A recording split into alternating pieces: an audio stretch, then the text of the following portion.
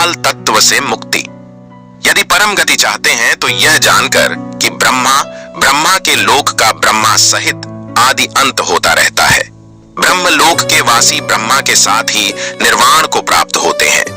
यह सब क्षर ब्रह्म की महिमा है। क्षर के परे अक्षर है। यह अक्षर तत्व 3 प्रकार है, सगुण ब्रह्म, ज्योतिर्ब्रह्म तथा निर्गुण ब्रह्म। ये एक ही अक्षर तत्व के 3 स्वरूप हैं। तीनों तत्व काल रहित हैं, जिसमें जिसकी जैसी इच्छा हो अवलंबन करें। ये तीनों परम धाम हैं। ये एक ही परम धाम के 3 स्वरूप हैं। 1/3 + 1/3 + 1/3 = 1। यह एक पुरुषोत्तम तत्व है जो तीनों को धारण करता है। यह परात्पर ब्रह्म है। तीनों लक्ष्यों के स्वरूप, हेतु तथा कारण हमारे शरीर में ही विद्यमान है। क, ज्ञान के लिए बुद्धि कारण है, आत्मा लक्ष्य है। ख, योग के लिए मन कारण है, सूर्यो ज्योति लक्ष्य है। गे, भक्ति के लिए हृदय का भाव कारण है, भगवान दर्शित लक्ष्य है। घ, कर्म के लिए निष्कामता कारण है, निष्काम तत्व है। इन साधनों की पूर्णता के 3 स्तर हैं। ज्ञान, आई, अपने में आत्मा दर्शन। आई, सब में आत्मा दर्शन। आई, सब कुछ आत्मा ही है, पूर्ण दर्शन। योग, आई, अपने में ज्योति दर्शन। आई, सब में ज्योति दर्शन। आई, सब कुछ ज्योति ही ज्योति है, पूर्ण दर्शन। भक्ति, आई, अपने में भगवान दर्शन। आई, सब में भगवान दर्शन। आई, सब कुछ भगवान ही है, पूर्ण दर्शन। 1, ज्ञान, हमें तो सिर्फ आत्मा तत्व की उपासना करनी है, अनात्म पदार्थों की उपासना छोड़नी है। जब हमें यह ज्ञान हो जाता है कि हम अमर आत्मा हैं, शरीर नहीं है, इस प्रकार उस आत्म तत्व को जान लेना काल चक्र से निवृत्ति का स्वरूप है। इसी कालातीत तत्व का हम अपने में तथा दूसरों में दर्शन करते हैं तो हमें दूसरे भी मुक्त स्वरूप दिखते हैं, क्योंकि उनका और हमारा आत्मा एक ही है जो नित्य मुक्त है। अज्ञान में काल भी है और काल चक्र भी। ज्ञान में न काल और न ही काल चक्र ही है। यह सिद्ध ज्ञान है। यह आत्मज्ञान द्वारा मुक्ति है। योग 13 ऊर्ध्व है, ज्योति स्वरूप है। उसी ज्योति से सूर्य, चंद्र, तारे, लोक प्रकाशित होकर दे दीप्यमान हो रहे हैं। ऊर्ध्व ईश्वर है तो उसकी ज्योति भी ऊर्ध्व है। इस ज्योति दर्शन भी काल निवृत्ति का उपाय है। सूक्ष्मता मार्ग सूक्ष्म ज्योति दर्शन करते हैं।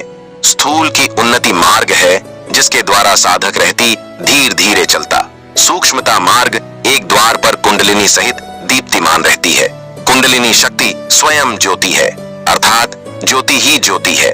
जब यह योग के द्वारा जागृत होती है तो इससे इड्डा पिंगला रूपी श्वास प्रश्वास को निरोध होता है और सुषुम्ना द्वार में प्रवेश पा जाती है।